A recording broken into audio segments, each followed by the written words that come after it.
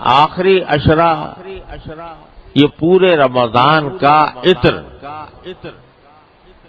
اس کا نچوڑ، خلاصہ، یہ آخری عشرہ، آخری 10 دن یا 9 دن جتنے بھی نصیب ہوں۔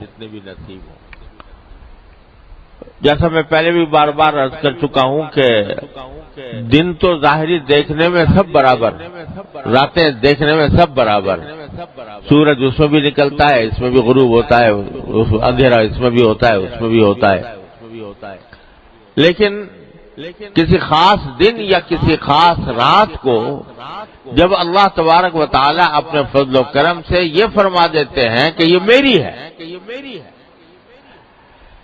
یہ میری ہے، میرے رحمت کی ہے، میرے انعامات کی ہے، تو وہ رات اور وہ دن دوسرے دنوں اور راتوں پر سبقت لے کر خدا جانے کہاں سے کہاں پہنچ جاتے ہیں۔ تو یہ 10 دن جو آنے والے ہیں اور خاص طور سے اس کی 10 راتیں، یہ پورے رمضان کا عطر ہیں۔ اور اگر بالفرض ہم نے 18-19 دن جو ہیں، 20 دن وہ غفلتوں میں گزارے ہوں، اور فرض کرو کہ رمضان کی ساعتوں سے جو فائدہ اٹھانا چاہیے تھا وہ اٹھا نہ پائے ہوں، تو اللہ تعالیٰ نے یہ 10 دن دے رکھے ہیں کہ چلو اگر اب تک کچھ نہیں کیا تو ان 10 دنوں کے اندر میرے پاس آ جاؤ، ان 10 راتوں میں میرا قرب حاصل کر لو۔ اللہ تبارک و تعالیٰ نے یہ 10 دن بڑے عجیب رکھے ہیں، اور بعض روایتوں کے اندر آتا ہے کہ یہ 10واں حصہ جو ہے رمضان کا، یہ عتق من النیران، آگ سے آزادی کا پروانہ لے کر آتا ہے۔ یہ اگر کوئی مومن ایمان اور عمل صالح کے ساتھ اس عشرے کو گزارے تو اللہ تبارک و تعالیٰ اپنے فضل و کرم سے ہمیں توفیق عطا فرما دے کہ اس عشرے سے صحیح فائدہ اٹھانے کی توفیق ہو اللہ تعالیٰ کی طرف سے، اور اس کی برکتوں اور رحمتوں سے صحیح معنی میں مستفید ہونے کا اللہ تبارک و تعالیٰ موقع عطا فرما دے۔ کس طرح مستفید ہو آخری عشرے سے؟ سب سے پہلی بات تو یہ ہے کہ اسی عشرے کے اندر وہ رات آنے والی ہے، شب قدر، لیلۃ القدر، جس کے بارے میں اللہ تعالی نے پوری سورت نازل فرمائی کہ ہم نے یہ قرآن لیلۃ القدر میں اتارا، اور تمہیں کیا پتا کہ لیلۃ القدر کیا چیز ہے؟ یہ ہمارا اللہ تعالیٰ تبارک و تعالیٰ فرمایا ہے، تم کیا جانو لیلۃ القدر کیا چیز ہے؟ اور تمہاری محدود عقل اور سمجھ کے مطابق ہم اتنا کہہ دیتے ہیں کہ یہ رات 1000 مہینوں سے زیادہ بہتر ہے۔ کیا سمجھو گے تم اس کی حقیقت کو؟ اپنی اس محدود عقل سے، محدود سمجھ سے کیا سمجھ سکتے؟ لہذا تمہاری سمجھ میں لانے کا ایک جو آسان تمہاری سمجھ میں آ جائے اتنا بتا دیتے ہیں کہ 1000 مہینے سے بہتر ہے، 1000 مہینے سے بھی بہتر۔ اور عربی میں جو لفظ استعمال فرمایا خیر، وہ معمولی بہتر کے لیے نہیں آتا، یعنی جیسے 19-20 کا فرق ہو، 20-21 کا فرق ہو، اس کے لیے نہیں کہتے خیر، بہت زیادہ۔ جب ایک چیز دوسری چیز سے بہت بہتر ہو تب کہتے ہیں خیر۔ تو خیر من الف شہر کے معنی 1000 مہینے سے بھی بہت بہتر۔ کتنی بہتر؟ تم سمجھ نہیں سکتے۔ لہذا تمہاری محدود عقل کے مطابق اتنا کہہ دیا ہم نے کہ 1000 مہینے سے بہتر ہے۔ کتنی بہتر ہے تمہاری عقل میں پوری طرح آ نہیں سکتا۔ ارے بھائی، اس اللہ جل جلالہ کی عطا کی، اس کی نعمتوں کی آدمی اگر گنتی کرنا چاہے تو گنتی نہیں کر سکتا، گنتی ختم ہو جاتی ہے۔ اور گنتی کرنے کے جو مصنوعی طریقے ایجاد ہوئے ہیں وہ بھی ختم ہو جاتے ہیں۔ اتنی زیادہ ہے لیلۃ القدر۔ اللہ اکبر کبیرہ۔ تو جب نبی کریم سرورۃ عالم صلی اللہ علیہ وسلم کو یہ بتایا گیا کہ لیلۃ القدر اتنی عظیم الشان رات ہے، تو اب دیکھیے رسول کریم صلی اللہ علیہ وسلم نے شروع میں یہ نہیں بتایا گیا تھا کہ کس وقت ہوگی، بلکہ یہ بھی نہیں بتایا گیا تھا کون سے عشرے میں ہوگی۔ تو رسول کریم صلی اللہ علیہ وسلم نے شروع میں پورے مہینے کا اعتکاف فرمایا۔ پتہ نہیں تھا نا کہ کون سی رات شب قدر ہوگی، تو مہینے کے کسی بھی دن میں ہو سکتی ہے۔ تو آپ نے پورے مہینے کا اعتکاف فرمایا کہ بہرحال کسی نہ کسی رات میں تو ہے، تو وہ رات اگر اعتکاف کی حالت میں گزر جائے گی تو انشاءاللہ اس میں عبادت میرے نام اعمال میں لکھی جائے گی۔ ایک عشرہ گزرا، دوسرا عشرہ گزرا، تو دوسرے عشرے کے وقت میں جب دوسرا عشرہ آیا، یعنی 10ویں تاریخ سے کی رات سے اور 20 کی صبح تک، تو 20 کی صبح کو عشرہ ختم ہو رہا تھا، تو بعض صحابہ کرام نے اپنا جو سامان تھا اعتکاف کا وہ گھر لے گئے، بھیج دیا کہ آج شام سے اٹھیں گے اعتکاف سے، کیونکہ ہر 10 دن کا اعتکاف کی نیت کی تھی، تو اٹھنے تھے۔ اچانک رسول کریم صلی اللہ علیہ وسلم نے اعلان فرمایا کہ دیکھو جن لوگوں نے میرے ساتھ اعتکاف کیا ہے 20 تاریخ تک کا، اور انہوں نے سامان بھیج دیا اپنا گھر واپسی کے لیے، میں کہتا ہوں واپس آ جائیں، اور جو اگلے 10 دن بھی اعتکاف کریں میرے ساتھ۔ اور وجہ یہ بتائی کہ اب مجھے اللہ تبارک و تعالیٰ کی طرف سے بتایا گیا ہے کہ لیلۃ القدر آخری عشرے میں ہوگی۔ پہلے یہ بات نہیں بتائی گئی تھی، اس واسطے اعتکاف دوسرے عشرے کا دن بھی چل رہا تھا، اور صحابہ کرام نے ختم بھی کر دیا تھا، 20 تاریخ کو اپنے سامان بھیج دیا تھا کہ گھر جائے۔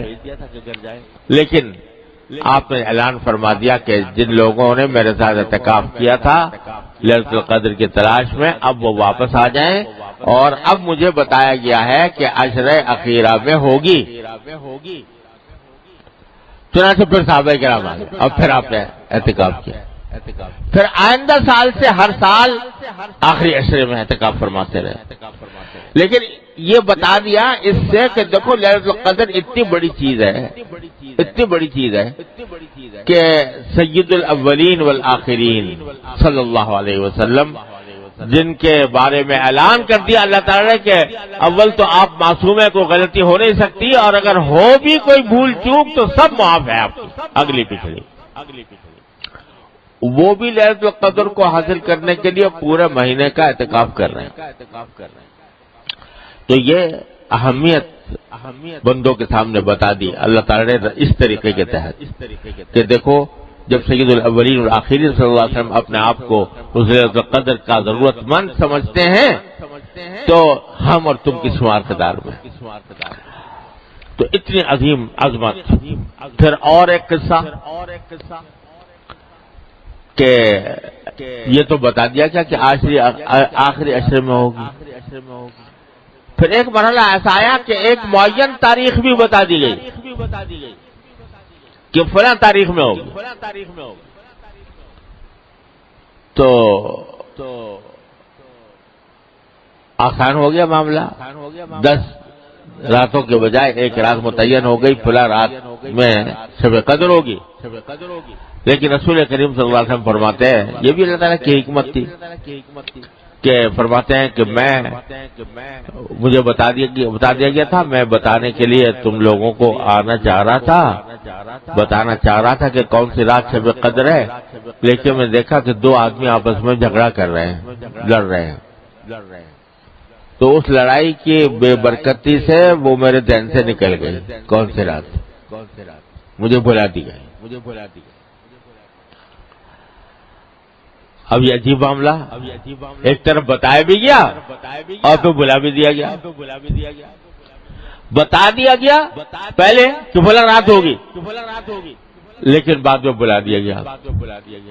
اصل مقصود تو یہی تھا کہ متعین نہ کی جائے, کسی رات کو متعین نہ کیا جائے. اصل مقصد تو یہی تھا, لیکن مسلمانوں پر یہ واضح کرنے کے لیے کہ مسلمانوں کا باہمی جھگڑا اتنی بری چیز ہے کہ اس کے نتیجے میں اللہ تعالیٰ نے شب قدر کی تعین بھلا دی. اتنی خطرناک چیز ہے یہ مسلمانوں کے درمیان جھگڑا. قرآن و سنت کے احکام کو اگر دیکھا جائے تو جگہ جگہ یہ بات نظر آتی ہے کہ اللہ تعالیٰ یہ چاہتے ہیں کہ مسلمانوں کے درمیان جھگڑا نہ ہو. جھگڑے کو ختم کرنے کے لیے, فساد کو ختم کرنے کے لیے, باہمی شقاق کو ختم کرنے کے لیے طرح طرح سے دیواریں باندھی ہے اللہ تعالیٰ نے کہ جھگڑا نہ کرو. اور افسوس یہ ہے کہ ہم لوگ سرکار دو عالم صلی اللہ علیہ وسلم کے اس ارشاد, اس خواہش, اس تمنا, اس آرزو کو پورا کرنے کے لیے تیار نہیں ہے. ذرا سی بات پہ جھگڑے ہیں, ذرا سی بات کے اوپر تنازعات ہیں, ایک دوسرے کی عزت اتار دیں, ایک دوسرے کو کی پگڑی اچھال دیں. جس کا موقع ملے, جس کی تحقیق کیے بغیر بھی پگڑی اچھال دی, عزت ختم کر دی, کسی کی بے عزتی کر دی, برا بھلا کہہ دیا, ڈانٹ ڈپٹ کر دی. اس کو معمولی بات سمجھے ہوئے ہیں کہ کوئی معمولی بات ہے. ارے اتنی منحوس چیز ہے کہ اللہ نے لیلۃ القدر کی شناخت اس کی وجہ سے محو فرما دی. سرکار دو عالم صلی اللہ علیہ وسلم. ارے دیکھو حضور نبی کریم سرور دو عالم صلی اللہ علیہ وسلم کے اوپر قرآن نازل ہو رہا ہے. آپ لکھتے نہیں ہیں, پڑھتے نہیں ہیں. کوئی قرآن کی آیت لکھ کر بھائی یاد کر لے, بھائی آج اتنا نازل ہوا چلو اتنا یاد کر لوں. لکھنے کا سوال ہی نہیں. اللہ تعالیٰ نے معجزہ ایسا بنایا تھا, نہ لکھنے کا نہ پڑھنے کا. نازل ہوا اور یاد ہو گیا, اور یہاں تک کہ پورا قرآن یاد, ایک ایک لفظ, ایک ایک حرکت, ایک ایک ہر چیز یاد. اس میں تو حافظے کا یہ عالم اللہ تعالیٰ کی طرف سے آتا.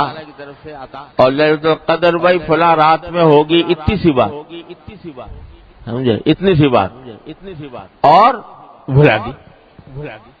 اللہ تعالیٰ نے بلا دی. کیا دکھایا کہ ارے نہ تمہارے حافظے میں کچھ رکھا ہے نہ تمہاری صلاحیت میں کچھ رکھا ہے. جب تک ہم چاہتے ہیں یاد رہتا ہے تمہیں, جب ہم چاہتے ہیں بھول جاتے ہو. البتہ حکمت یہ رکھی کہ بھائی چلو عشرہ اخیرہ میں تلاش کرو, یعنی ہے اسی میں آخری عشرے میں کسی نہ کسی رات. کیا مطلب کہ 10 راتیں جو ہیں ان میں تلاش کرو, اس میں کوشش کرو, عبادت کرو, اللہ تعالیٰ سے دعائیں مانگو تاکہ وہ مل جائے. اور پھر ہوا یہ کہ 10 راتوں میں بھی کون سی رات ہے, تو متعدد صحابہ کرام کو خواب میں بتایا گیا. ایک صحابی کو بتایا گیا کہ طاق راتوں میں ہے, کسی کو 25 بتایا گیا, کسی کو 27, کسی کو 23 وغیرہ. بہت سارے صحابہ نے آ کے بتایا کہ ہمیں خواب میں اس طرح دیکھا ہے کہ لیلۃ القدر فلاں رات میں ہو. تو رسول کریم صلی اللہ علیہ وسلم نے خطبہ دیا اور اس میں فرمایا کہ میں نے دیکھا ہے کہ صحابہ کرام کے خواب سب کے سب ایک بات پر متفق ہیں, وہ یہ کہ طاق راتوں میں ہے, سب کے خواب اسی پر متفق ہو گئے. اور مجھے بھی اللہ تبارک و تعالیٰ نے یہ علم عطا فرما دیا کہ طاق راتوں میں, لہذا اب تم طاق راتوں میں شمار کرو, وہ تلاش کرو, 21, 25, 23, 25, 27, 29 اس میں تلاش کرو. خواب کی وجہ سے نہیں, یاد رکھو خواب کوئی شریعت میں حجت نہیں ہوتا، خواب سے کوئی شرعی مسئلہ ثابت نہیں ہوتا، اور جو لوگ خوابوں کی کشف کی بنیاد پر کوئی فیصلے کرتے ہیں وہ دھوکہ دیتے ہیں۔ حقیقت میں اس کے اوپر کوئی حجت، کوئی شریعت کا فیصلہ دار و مدار اس کا خواب پر کشف پر نہیں ہوا کرتا۔ لیکن رسول کریم صلی اللہ علیہ وسلم جب تصدیق فرما دی کہ ہاں وہ یہ ہوگی شب قدر، قائم ہوگی طاق راتوں میں، اور پھر رسول کریم صلی اللہ علیہ وسلم نے اپنا خواب بیان فرمایا۔ صحابہ کرام کا خواب تو حجت نہیں تھا، لیکن نبی کا خواب حجت ہوتا ہے۔ اپنا خواب بیان فرمایا کہ میں نے خواب میں یہ دیکھا ہے، مجھے بتایا گیا ہے کہ جس رات شب قدر آئے گی اس سال، یعنی اس سال جس سال آپ یہ بات کر رہے ہیں، جس رات شب قدر آئے گی اس وقت اے میرے پیغمبر صلی اللہ علیہ وسلم، تم اس روز پانی اور کیچڑ میں سجدہ کرو گے۔ یہ صبح صبح آپ نے اعلان فرمایا کہ جس رات شب قدر ہوگی اس رات تم پانی اور کیچڑ میں سجدہ کرو گے۔ کیا مانا؟ بارش ہوگی، کیچڑ ہو جائے گا مسجد کے اندر اور تم اس میں سجدہ کر رہے ہوگے۔ یہ صبح کا وقت ہے 20 تاریخ کا، 20ویں رمضان کا، اس وقت آپ نے اعلان فرمایا۔ صحابہ کرام فرماتے ہیں پورا آسمان صاف پڑا ہوا تھا، کوئی بدلی کا ٹکڑا بھی نہیں تھا۔ شام کو جب وقت شام کا آتے چاروں طرف سے گھٹائیں امڈی، بارش برسی، یہاں تک کہ مسجد نبوی کا فرش جو ہے وہ اس میں گیلا ہو گیا۔ نبی کریم صلی اللہ علیہ وسلم نے جب نماز پڑھائی، آپ نے پیشانی مبارک زمین پر رکھی تو پیشانی مبارک پر پانی اور کیچڑ کے آثار نظر آ رہے تھے، اور یہ جو فرمایا گیا تھا کہ تم پانی اور کیچڑ میں سجدہ کرو گے، وہ رات میں یہ منظر نظر آ گیا۔ پتہ چل گیا کہ یہی رات شب قدر وہ تھی 21ویں شب، 21ویں شب کو یہ واقعہ ہوا۔ پھر اس کے بعد رسول کریم صلی اللہ علیہ وسلم نے مختلف راتوں یہ سے مختلف احادیث مروی ہیں، لیکن ساری روایات کو مد نظر رکھ کر بزرگوں نے جس بات کو صحیح قرار دیا ہے، راجح قرار دیا ہے، وہ یہی ہے کہ کسی ایک رات میں متعین نہیں ہے، کبھی 21 میں ہوگی، کبھی 23 میں ہوگی، کبھی 25 میں ہوگی، کبھی 27 میں ہوگی، کبھی 29 میں ہوگی، کسی سال کسی رات میں، کسی سال کسی رات میں۔ تو بھائی یہ اللہ تعالیٰ کی نعمت آنے والی ہے، اس کو فضول ضائع کرنے سے بچانے کی ضرورت ہے۔ کیا کرے اس میں؟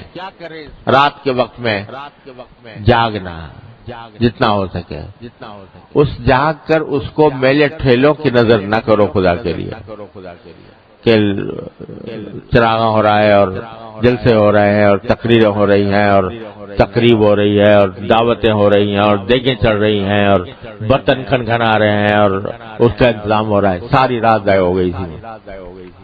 ارے بھائی یہ اللہ تعالیٰ کی نعمت ہے، یہ ایسی رات ہے کہ اس میں بندہ ہو اس کا اللہ ہو، بس کوئی تیسرا حائل نہ ہو بیچ میں، بندہ اور اس کا اللہ، بس آپس میں براہ راست رابطہ قائم کرو۔ کس طرح کرو کہ نفلیں پڑھو، سجدے لمبے لمبے کرو، قیام لمبا کرے، جتنی اگر لمبی صورتیں یاد ہے لمبی صورتوں والی نماز پڑھو، اور لمبے قیام، لمبے رکوع، لمبے سجدے، اور اس سجدے میں جو نفلوں کے سجدے ہوتے ہیں اس میں جتنی چاہو دعائیں کرو، عربی والی دعائیں جو قرآن کی دعائیں ہیں یا نبی کریم صلی اللہ علیہ وسلم کی جو دعائیں مناجات مقبول وغیرہ میں لکھی ہوئی ہیں، وہ جتنی یاد ہو وہ پڑھو، اور کچھ نہیں، جتنی بھی یاد ہو، جو بھی یاد ہو، جو دعا یاد ہو۔ سجدے کی حالت میں، نفلوں کے سجدے کی حالت میں جو دعا کی جاتی ہے بڑی اللہ کے ہاں سیدھی پہنچتی ہے، کیونکہ سجدے سے بہتر کوئی وقت نہیں ہے جس میں بندہ اپنے اللہ کا قرب حاصل کر رہا ہو۔ سب سے زیادہ قرب بندے کو سجدے کی حالت میں ہوتا ہے، تو اس وقت میں جو مانگو گے قریب ہو کے وہ انشاءاللہ اللہ تعالیٰ کیا پڑھے. اور قرآنی دعائیں ہیں، لوگوں کو کچھ، ہر مسلمان کو کچھ نہ کچھ یاد ہوتی ہیں. ربنا آتنا فی الدنیا حسنہ، اور کچھ نہیں تو، اور رب اغفر وارحم وانت خیر الراحمین وغیرہ وغیرہ. تو وہ دعائیں بھی کرتے رہو، لمبے قیام، لمبے رکوع، لمبے سجدے جتنے بھی ہو جائیں. اور جتنی نفلیں زیادہ، سب سے افضل کام تو یہ ہے نفلیں پڑھنا. اور اگر چاہو تو تلاوت، قرآن کریم کی تلاوت، کیونکہ لمبا قیام نہیں کیا جا رہا، زیادہ لمبی صورتیں یاد نہیں ہے، حفظ نہیں ہے، تو لمبا قیام کیسے کریں؟ تو جتنا قیام اور رکوع سجدہ کر لو، اس کے بعد پھر قرآن کریم کی تلاوت، اس میں لگ. سارے ذکر اذکار میں سب سے زیادہ افضل ذکر قرآن کریم کی تلاوت، اس سے زیادہ افضل کچھ نہیں. ایک ایک حرف پر 10 نیکیاں، ایک ایک حرف کے تلاوت پر 10 نیکیاں. اور رمضان میں 70 بڑھا دو اس کو، تو کتنی؟ 700 ہو گئی. اور پھر شب قدر میں اللہ اکبر، اس کی کوئی حساب ہی نہیں، کوئی گنتی نہیں. خیر من الف شہر. تو اس واسطے تلاوت جتنی ہو سکے وہ پڑھو. اور تیسرا کام یہ بھائی دعائیں مانگو، دعا مانگو، پروردگار سے لپٹ جاؤ، لپٹ کے دعائیں مانگو، مچل کے مانگو. ہر حاجت اپنی اللہ کے سامنے پیش کرو.